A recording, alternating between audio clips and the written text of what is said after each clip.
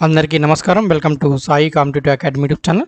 So ఇది వచ్చేసి మనకు RRB NTPC GK practice set number 4. So మీకు తెలిసిన ఆన్సర్స్ కామెంట్ చేస్తుండండి. సో ఫస్ట్ క్వశ్చన్ చూడండి, the term leg before wicket is associated with which game or sport. So ఇక్కడ leg before wicket అనేటువంటిది ఏ క్రీడలో మామూలుగా మనకు వాడడం జరుగుతుంది? ఎల్బిడబ్ల్యూ. సో ఏంటారు ఎల్బిడబ్ల్యూ ఫుల్ ఫామ్ అంటే లెగ్ బిఫోర్ వికెట్. సో అందరికీ తెలిసినదే. సో క్రికెట్ ఆన్సర్ ఏంటంటే దీనికి క్రికెట్ అంటే ఆన్సర్. సో దీని ద్వారా మీకు ఏమర్థం అవ్వాలి? సో స్పోర్ట్స్, ఆ స్పోర్ట్స్ రిలేటెడ్ టర్మ్ ఏంటి అనేటువంటిది, అంటే ఆ టర్మ్ ఏ స్పోర్ట్లో వాడతారు అనేటువంటిది తెలుసుకున్నాడు. సో అర్థమైందా? నెక్స్ట్ చూడండి, which department issues pan number. So pan number అనేటువంటిది ఎవరు ఇస్తారు మనకు? పాన్ కార్డ్ అనేటువంటిది ఉంది కదా, పాన్ కార్డు ద్వారా పాన్ నెంబర్ ఇస్తారు మనకు.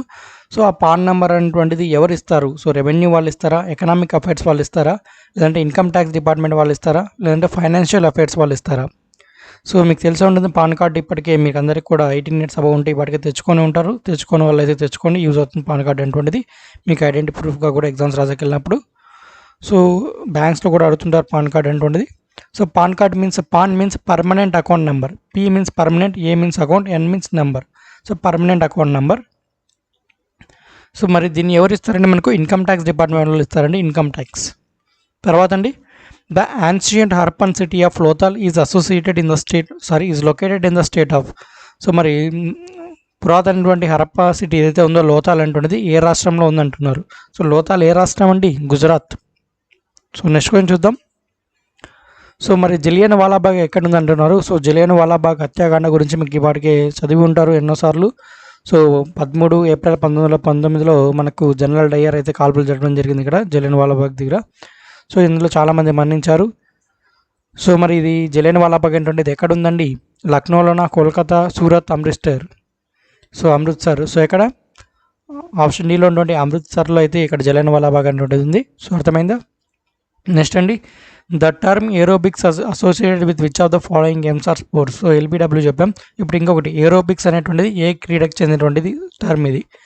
చెస్సా, జిమ్నాస్టిక్సా, గోల్ఫా, లేదంటే క్రికెటా? మీ ఆన్సర్ కామెంట్ చేయండి. మరి ఆన్సర్ ఏంటంటే దీనికి ఏరోబిక్స్ అంటే ఎక్కడ వాడతారు ఈ టర్మ్ అంటే జిమ్నాస్టిక్స్లో వాడతారు. సో నెక్స్ట్ చూద్దాం. మరి what is the full form of KCC scheme in agriculture sector. So agriculture సెక్టర్లో కేసీసీ స్కీమ్ ఉంది. సో అయితే ఆ కేసీసీ యొక్క ఫుల్ ఫామ్ ఏంటి అడుగుతున్నాడు. సో కిండర్ క్రెడిట్ కార్డా, లేదంటే కిసాన్ క్రెడిట్ కార్డా, లేదంటే కిరోష్ క్రెడిట్ కార్డా, లేదంటే కిరణ్ క్రెడిట్ కార్డా? సో మరి అగ్రికల్చర్ సెక్టర్ అంటే ఫార్మర్ అంటే హిందీలో ఏమంటారండి? కిసాన్. సో మరి కాబట్టి కేసీస్ అంటే ఏమొస్తుంది మరి? Kisan credit card. సో అర్థమైందా? సో ఇలా లింక్ చేసుకుంటూ చదువుకోవాలి. నెక్స్ట్ చూద్దాం.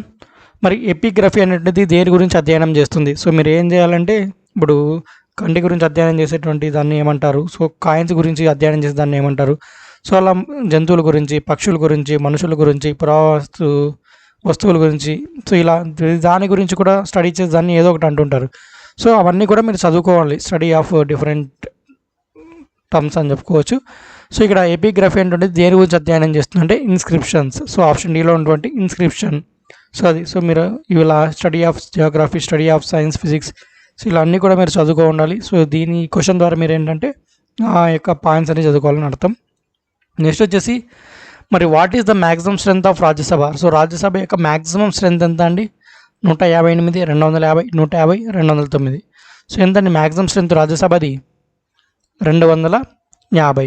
సో మరి 250 ఏంటంటే తెలిసే ఉంటుంది, తెలియని వాళ్ళైతే తెలుసుకోండి. మరి లోక్సభ స్ట్రెంత్ ఎంతండి? సో మీకు తెలిస్తే కింద కామెంట్ చేయండి లోక్సభ స్ట్రెంత్, మ్యాక్సిమం స్ట్రెంత్ అనేటువంటిది. నెక్స్ట్ క్వశ్చన్ అండి, who is popularly known as grand old man of India. So క్రూరవృద్ధుడు అంటే భారత క్రూరవృద్ధుడు అని ఎవరిని అంటారు అని అంటే చాలా ఎగ్జామ్స్లో అడిగారు ఈ ప్రశ్న అంటున్నది. జవహర్లాల్ నెహ్రూ, సర్దార్ వల్లభాయ్ పటేల్, దాదాబాయ్ నవరోజీ, సుభాష్ చంద్రబోస్. సో ఎవరిని అంటారండి? దాదాబాయ్ నవరోజీ. సో చాలా ఇంపార్టెంట్ బిట్టు, కంపల్సరీగా మోస్ట్ రిపీటెడ్ బిట్, 34 సార్లు ఎగ్జామ్స్లో అడిగారు ఈ బిట్ అంటున్నది. సో కంపల్సరీ గుర్తుపెట్టుకోవాలి. నెక్స్ట్ క్వశ్చన్ చూడండి, a river drains the water collected from a specific area which is called its. So ఇది జియోగ్రఫీ రిలేటెడ్ బిట్ అండి. సో ఇది ఎన్సీఆర్టీ 11వ తరగతిలోని 3వ పాఠం డ్రైనేజ్ అనే పాఠంలో ఉంటుంది ఈ బిట్. సో ఇది మనకు రీసెంట్గా జరిగినటువంటి పారామెడికల్ ఎగ్జామ్లో అడిగాడు ఎన్టీపీ, సో రైల్వేలో. సో ఈ డైరెక్ట్ బిట్ అడిగాడు, సేమ్ టెక్స్ట్ బుక్లో ఉండే బిట్ అడిగాడు కాబట్టి టెక్స్ట్ బుక్స్ చదవాలి మీరు. జియోగ్రఫీలో బిట్ ఇది, డ్రైనేజ్ సిస్టమ్ సంబంధించి. మరి ఈ river drains the water collected from specific area which is called it's.